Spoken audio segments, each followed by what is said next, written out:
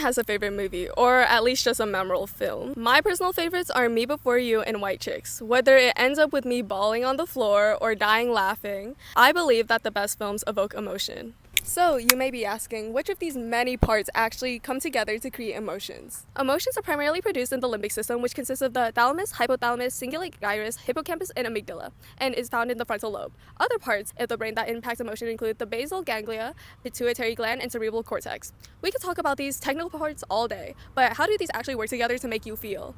Well, the thalamus relays sensory information in which the amygdala uses to manage the processing of information between the cortices and the hypothalamus, which in turn receives the internal stimuli via receptors for the circulating of hormones. The hypothalamus typically produces hormones for the pituitary gland that produces and secretes hormones that control other endocrine glands throughout the body. This gland releases hormones directly related to emotional regulation and output.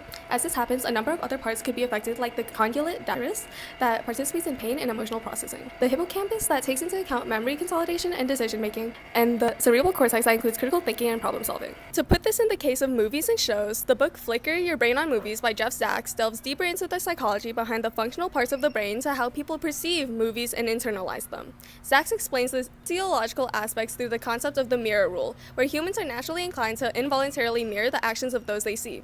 This can be attributed to the basal ganglia, which controls conscious and proprioceptive movements. If you see a person smiling on screen, you are more likely to smile, or vice versa.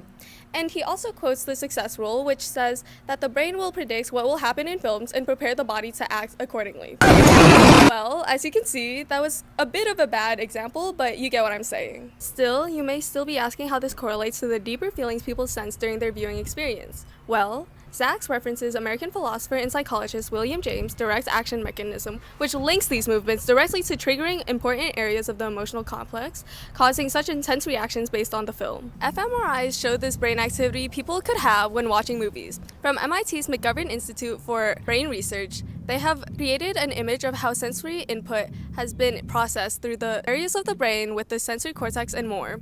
To specify how the brain interprets different genres, as you can see, this is an fMRI of your brain while watching comedy. So, now you know exactly what goes on in your brain as you're watching these movies and films, and behind all of that cinematography and dialogue and all that work that actually goes into the production, I just want you to think about all the work that's going on in your own brain as you're watching it.